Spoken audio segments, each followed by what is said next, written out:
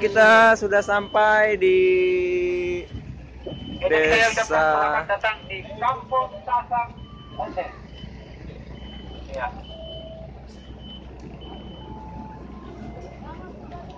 Ya, foto dulu, foto bareng. ini namanya Desa Sasak ND Sengkol Lombok. Selamat datang di Sasak ND. Gimana suasananya di sini, Pak? Adem ya? Udah sore. Kalau siang panas. Iya.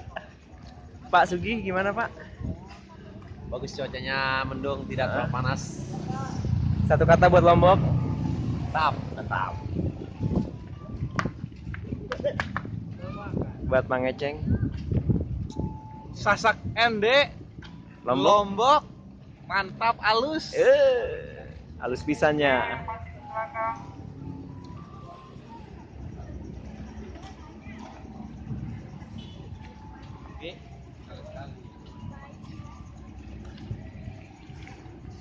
Jadi ini kita sudah sampai. Nanti ada tarian penyambutan. Oke, kita mau foto-foto dulu.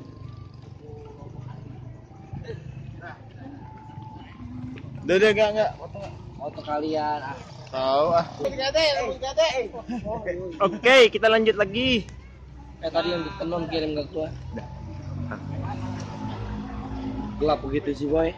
Bagus ini. Gimana, Mas Antai? Untuk Lombok. Kita lihat. Ya, kita Satu kata buat Lombok. Satu kata. Apa? Sariawan. Beautiful ya. Iceland, Lombok. Oke, mantap. Nanti kita di sini disambut, katanya sambut tarian. Jadi itulah listrik dari perkampungan kami, Sasak Kendel. Jadi saya ucapkan sekali lagi selamat datang di perkampungan Sasak Kendel. Di mana Sasak itu adalah nama suku di Pulau Lombok yang sehari-hari kami juga menggunakan alat komunikasi bahasa Sasak sebagai special language di kampung ini. Nah, kemudian dari sendiri adalah nama perkampungan kami di sini yang berarti tameng atau perisai, berasal dari salah satu atraksi kebudayaan yang paling terkenal di Lombok, yaitu tari perisaian. Jenis stick fighting, mungkin Bapak Ibu kalian pernah lihat di Google. Di Google ya. Nah, jadi perisainya itu atau tamengnya itu yang dinamakan dengan dalam bahasa Sasak itu dinamakan dengan ende atau ende dari nama kampung kami. Kan? Ya. ND bukan di Flores ya? Ya, jadi di sini nama kampung ende. Nah, jadi di perkampungan ini kita bisa melihat real life atau memang kehidupan nyata daripada suku asli Sasak. Jadi bukan sekedar sebagai tempat percontohan atau museum semata, tapi memang masih ditempati oleh masyarakat suku asli Sasak begitu. Nah, jadi di sini terdiri dari 30 kakak, satu rumah untuk satu keluarga dan 135 yang mendiami atau yang menempati kampung kami di sini. Ya, silakan foto bareng lagi kayaknya. Iya. Oke, jadi kita ini mau foto-foto dulu.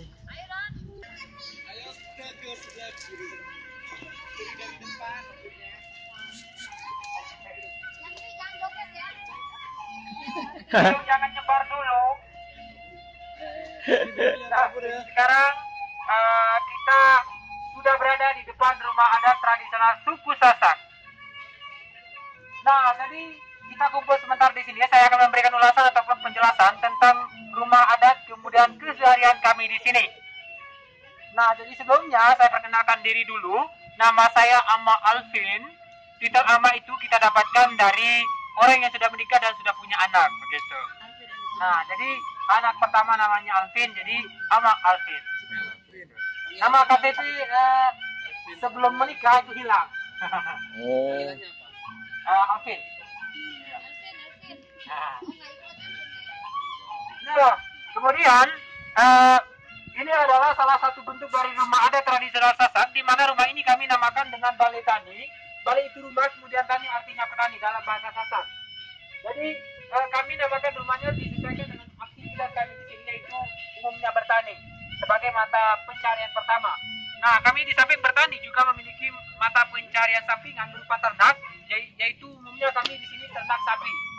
Jadi jangan heran kalau di sini banyak kandang sapi, ada bayi yang tak sedap juga, itu berasal dari kandang sapi sendiri. Nah kemudian kita kembali ke rumah. Rumah ini sengaja dibentuk miring atau pendek depan seperti ini dikarenakan apabila kita mau masuk ke dalam, maka kita harus menunduk sebagai tanda hormat kepada pemilik rumahnya, yang menimbulkan kerendahan hati juga bahwa derajat manusia itu sama di mata Tuhan. Nah kemudian sambil menunduk kita ucapkan kata tabibalan yang artinya permisi. Ya. Nah kemudian tabibalan. Nah kemudian atap daripada rumah ini kami buat dengan alang-alang atau rumputan panjang yang kami renovasi 6 sampai 7 tahun sekali. Jadi ada iklan di TV mengatakan no drop no bocor. Jadi kalau hujan lebat pun di sini tidak bocor. Bocor juga. Nah kemudian selanjutnya mengenai lantai daripada rumah ini, rumah tradisionalnya terbuat dari kotoran sapi untuk polesan atapnya. Kemudian kami menggunakan tanah liat sebagai pondasi awal. Di mana kami menggunakan pondasi awal itu tanah liat karena kami di sini semuanya Muslim. Jadi Lombok itu umum terkenal dengan Pulau Seribu Masjid. Nah jadi kami mengambil filosofi, kami berasal dari tanah akan kembali ke tanah juga. Itu alasannya kami menggunakan pondasi awal itu dengan tanah liat. Kemudian kami poles atau pel dengan kotoran sapi ini adalah simbol kerja keras kami di sawah. Karena di dalam menggarap sawah, kami menggunakan tenaga sapi atau tenaga kerbau sebagai traktor tradisionalnya untuk mengolah tanah. Ya, jadi kalau disilakan, lantainya ini adalah ungkapan rasa syukur kita. Nah, kemudian rumah ini juga memiliki 2 ruangan. Ada ruangan dalam dan ada ruangan luarnya. Di mana ruangan luar disebut juga dengan sesangkok sebagai tempat menerima tamu. Di mana ruangan dalam adalah tempat tidur perempuan yang luar lakinya. Mereka tidur terpisah apabila malam. Antara suami dan istri tetap tidur berpisah. Jadi mereka tidur bersama apabila mereka sedang honeymoon atau berpengantin barunya. Nah, waktu-waktu lain pun sang suami masuk ke dalam ruangan bagian dalam ketika ingin menggauli istrinya. Seperti itu tradisi yang kami kembangkan di kampung tradisional Sasak. Nah, keunikan daripada rumah ini sendiri, kalau musim panas atau musim kemarau seperti sekarang ini, di dalam akan terasa lebih sejuk, adem. Itu dikarenakan atapnya yang masih natural dari rerumputan. Nah kemudian kalau musim hujan, di sini atau lantainya akan mengeluarkan hawa hangat. Karena memang lantainya ini dibuat lebih tinggi dari halaman luarnya. Nah jadi alasan kenapa lelaki itu tidur di luar, dia bertindak sebagai satpam atau security, menjaga anggota keluarga yang ada di dalam, anak istri, kemudian menjaga hewan ternaknya yang ada di luar. Nah di kampung kami itu tidak berlaku untuk keluarga berencana, tapi berlaku untuk keluarga besar. Karena pada umumnya kami berprinsip banyak anak banyak rezeki. Nah kalaupun mereka sudah punya anak, misalkan anaknya anak laki harus hidup bersama bapaknya di luar ketika dia remaja. Kalau anaknya perempuan, anak perempuan harus hidup bersama ibunya di dalam sampai dia diculik atau dibawa lari oleh sang calon suami. Begitu.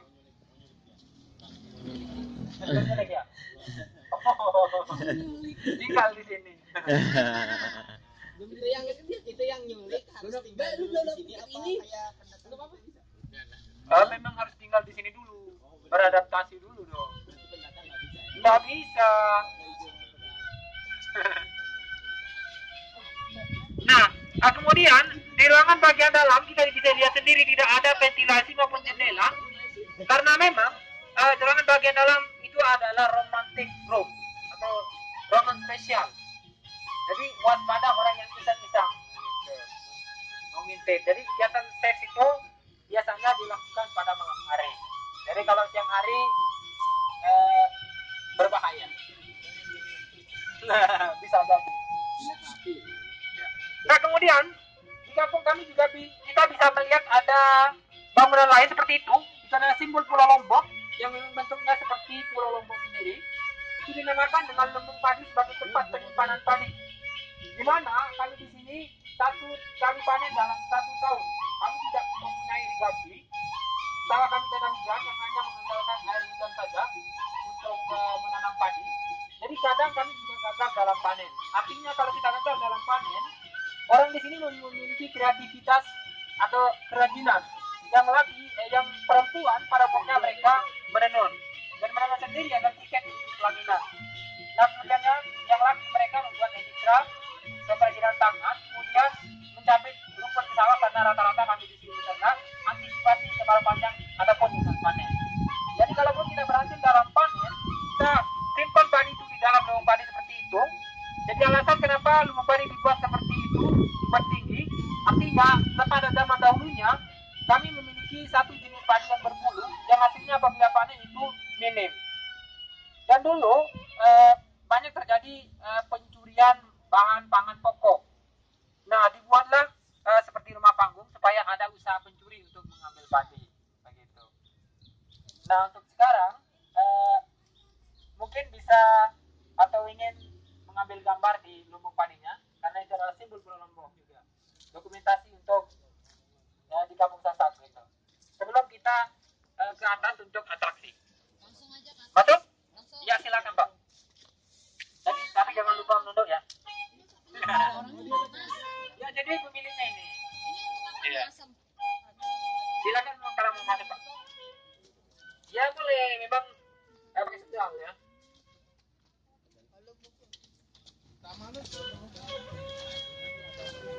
Apa tadi bilang apa? Nah, tadi kalau orang Sasak mau tidur, mereka menggunakan alas tikar tradisional seperti itu, terbuat dari daun pandan. Jadi Survei Kesehatan juga membuktikan bahwa kami yang berada di Kampung Sasak atau yang menempati rumah seperti ini tercegah dari penyakit stroke. Ya, meskipun tua, mereka masih bebas agresif bergerak untuk bekerja ke sawah.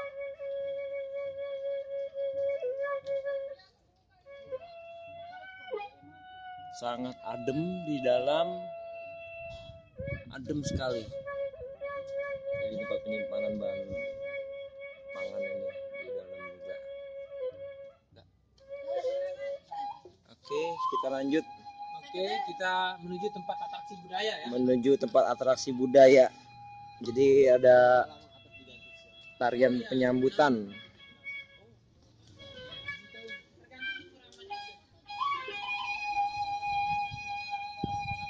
Sebelah rumahnya ada sapi-sapi.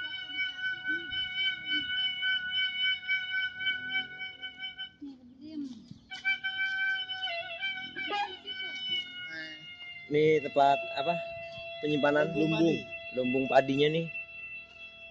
Oh, dia di atas adanya.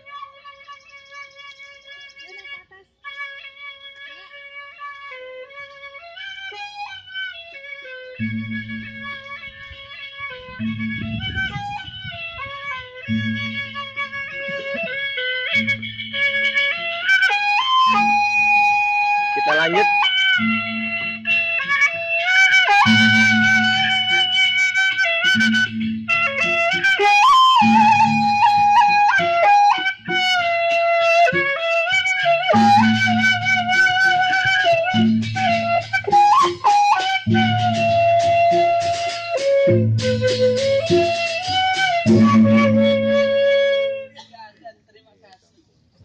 Disimpan ada masih.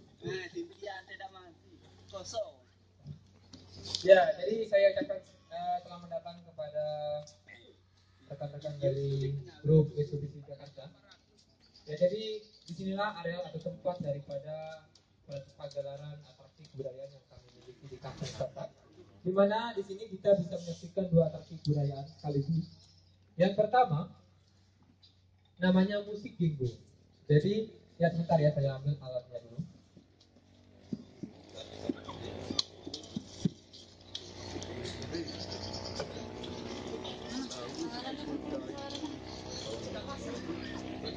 Jadi inilah alat musik untuk memainkan musik ginggo itu sendiri. Jadi alat ini terbuat dari pelepah aren yang dimainkan dengan 3 unsur yang ada dalam tubuh manusia. Yang pertama yaitu dengan hentakan tangan, kemudian yang kedua dengan pernapasan dalam yang ditegalkan pada mulut, kemudian yang ketiga dengan perasaan juga.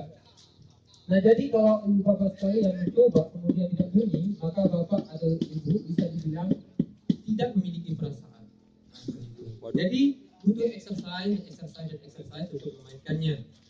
Jadi mereka yang ada di Bruga, kita merasakan Bruga itu ya, yang bisa memainkannya, orang yang sudah latihan dari latihan begitu.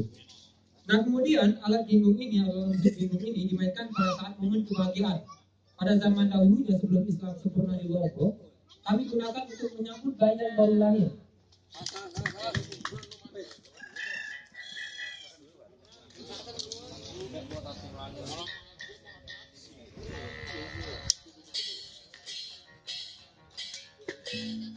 Ayo merapat. Barangkali yang mau mengambil video atau mengambil foto, silakan.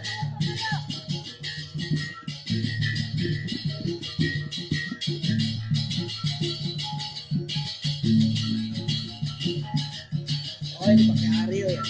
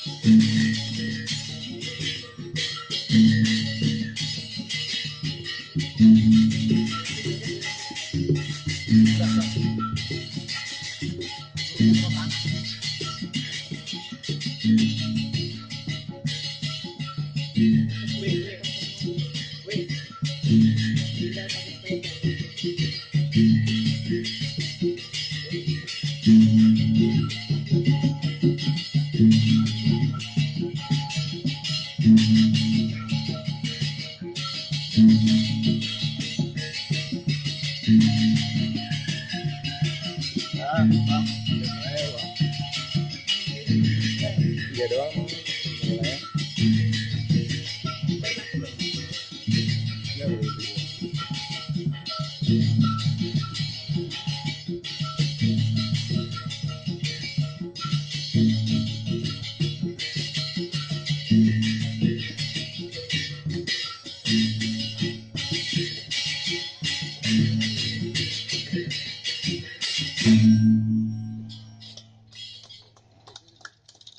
Oke, itu dia tadi musik bingo. Nah, selanjutnya kita menuju ke atraksi yang kedua, yaitu tari Brescia.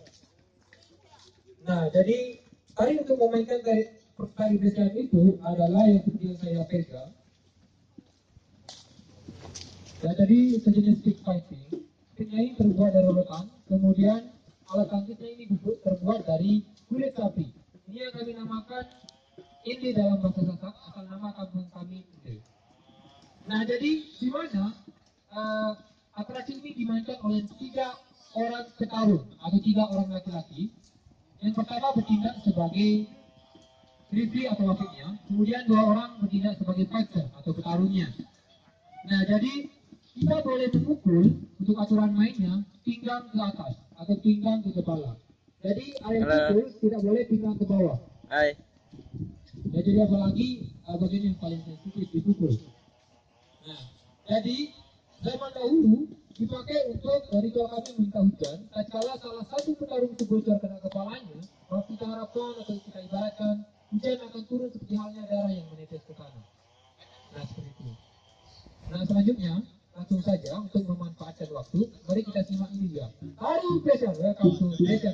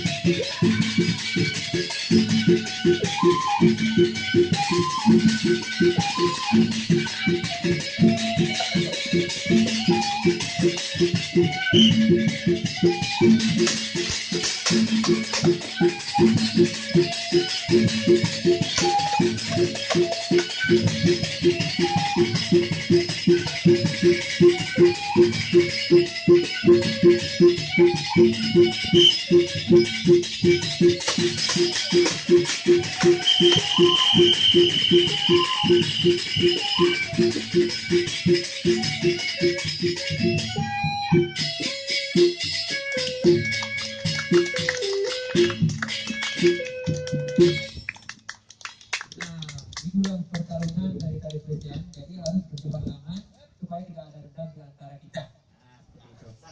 Nah sekarang belum Pak, belum.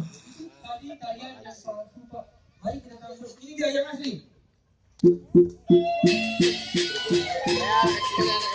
Hey!